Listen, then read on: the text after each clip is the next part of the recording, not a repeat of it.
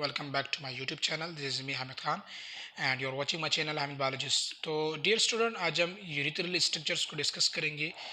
ये हमारा genetic urinary tract disorder का यूनिट नंबर 3 है एडल्ट हेल्थ नर्सिंग का, और ये टॉपिक हमारा जेनेटिक यूरिनरी ट्रैक्ट डिसऑर्डर से रिलेटेड है। यूरिथ्रल स्ट्रक्चर बेसिकली जब यूरिथ्रा बिल्कुल नैरो हो जाती है, यानी अंदर से तंग हो जाती हैं, यूरिथ्रे की जो ल्यूमन होती है जिसे हम ओपनिंग कहते हैं, जब वो ठीक हो नैरो हो जाती हैं तो उसके नतीजे में यूरिन का जो फ्लो हो जाता है उसमें इंटरफेयर होना शुरू हो जाता है। यानी कि ये कैसा कंडीशन होता है जिसमें जो यूरिथ्रा होता है जिससे यूरिन खारिज होता है वो यूरिथ्रा बिल्कुल तंग हो जाती हैं। इस कंडीशन को हम यूरिथ्रल स्ट्रक्चर कहते हैं। इसके कॉजेस में कंजेनेटल भी हो सकता है पैदाइशी तौर पर, या क्रॉनिक इन्फेक्शन की वजह से हो सकता है, ट्रॉमा या ट्यूमर की वजह से भी हो सकता है, और इसके साथ साथ पेल्विस की किसी भी ट्रीटमेंट, यानी पेल्विस का कोई भी ऐसा डिसऑर्डर जिसके लिए रेडिएशन ट्रीटमेंट बहुत ज़रूरी है, तो उसकी वजह से भी यूरिथ्रल स्ट्रक्चर्स हो सकता है।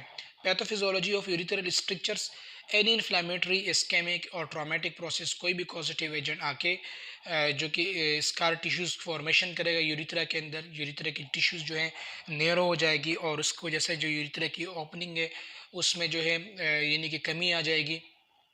Scar tissue contracts and reduce the calibrate of the urethral lumen. जो यूरिथ्रल ल्यूमन होती है यानी कि यूरिथ्रा होती है वो कॉन्ट्रैक्ट कर जाती है, क्लोज हो जाती है, और इसके नतीजे में जो यूरिन का फ्लो होता है उसमें रेजिस्टेंस शुरू हो जाती है, और फाइनली इसके नतीजे में यूरिथ्रल स्ट्रक्चर जो है डेवलप हो जाता है।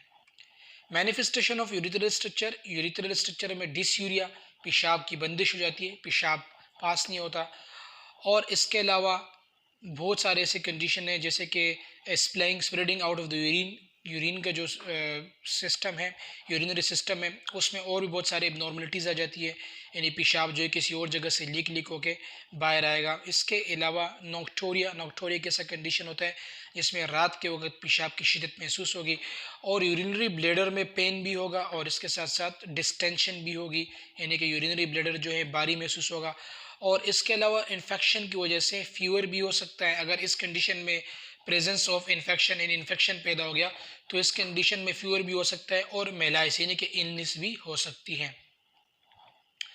Diagnostic test for urethral strictures, urethral stricture के लिए जो डायग्नोस्टिक प्रोसीजर होते हैं, डायग्नोस्टिक टेस्ट होते हैं, तो उसमें सबसे पहले सिस्टो यूरिथ्रोग्राम आता है। सिस्टो यूरिथ्रोग्राम जो ये एक एक्सरा होता है, और जिसमें ब्लैडर, यूरिथ्रा और इसके अलावा यूरिनरी ब्लैडर, यूरिथ्रा और यूरिटर के पिक्चर्स लिए जाते हैं। ये किस्म का एक एक्सरा होता है, और इस प्रोसेस में ये यूरिनेशन की जो प्रोसेस होता है उसमें अगर किसी किस्म का कोई भी डिसऑर्डर आ जाता है तो सिस्टो यूरिथ्रोग्राम के ज़रिए उसका पता लग जाता है।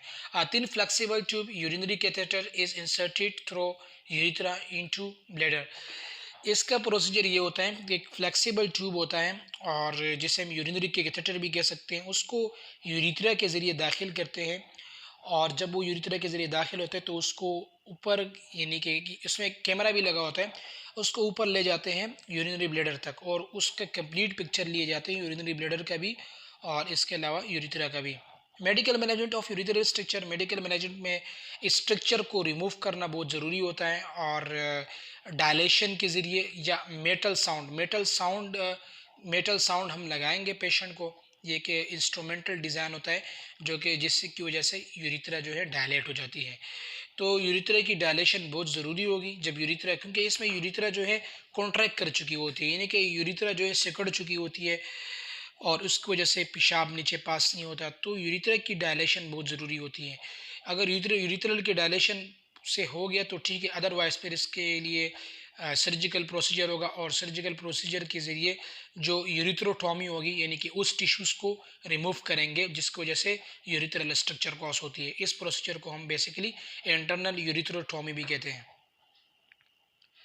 Medical management of urethral structure, urethral structure यहाँ पे आप देख सकते हो, ये एक फ्लेक्सिबल ट्यूब होता है, और इसके ज़रिए जो है एक इंस्ट्रूमेंट होता है जो कि यूरिथ्रा के अंदर दाखिल करते हैं, और इससे यूरिथ्रा डायलेट हो जाता है। तो यहाँ पर आप देख सकते हो, ए डायग्राम में आप देख सकते हो, इसमें ये एक सर्जिकल प्रोसीजर हो रहा है, यूरिथ्रल स्ट्रक्चर हो चुका है, यूरिथ्रा की जो ल्यूमन है वो बिल्कुल क्लोज हो चुकी है, बिल्कुल बारीक हो चुकी है, कॉन्ट्रैक्ट कर गई है। इसमें यहाँ पे लेप्रोस्कोपी के ज़रिए ऑपरेशन हो रही है, जिसे हम इंटरनल यूरिथ्रोटॉमी भी कहते हैं। ये सर्जिकल रिपेयर होती है narrowed section of the urethra, urethra के जो नैरो हिस्सा होता है, जो चिपक चुकी होती है, उसको दोबारा रिपेयर कर रहे हैं। Nursing intervention of urethral structure में basically adequate hydration to decrease the discomfort. Hydration का ख्याल रखना होगा, ज़्यादा से ज़्यादा हाइड्रेशन देना होगा ताकि पेशेंट की जो डिस्कम्फर्ट स्टेट होती है उसको जो है डिक्रीज किया जाए। और इसके अलावा यूरिनरी आउटपुट को मोनिटर करना बहुत ज़रूरी है।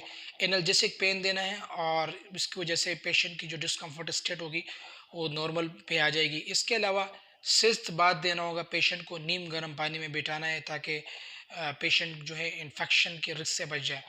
Provide hygiene care to the patient, पेशेंट को हाइजीन केयर का आपने इनकरेज करना होगा। Instruct patient to dilate urethra, patient को इंस्ट्रक्ट करना है ताकि वो यूरिथ्रा को डायलेट करे with the catheter at home, catheter के ज़रिए, जो कि इंस्ट्रूमेंटल होता है, उसके ज़रिए जो है, जो यूरोलॉजिस्ट ने रिकमेंड किया होता है, उसको बार बार यूरिथ्रा के अंदर दाखिल करना ज़रूरी है ताकि उसकी वजह से जो यूरिथ्रा की साइज़ है वो दोबारा अपनी असली हालत पे आ जाए। बहुत बहुत शुक्रिया।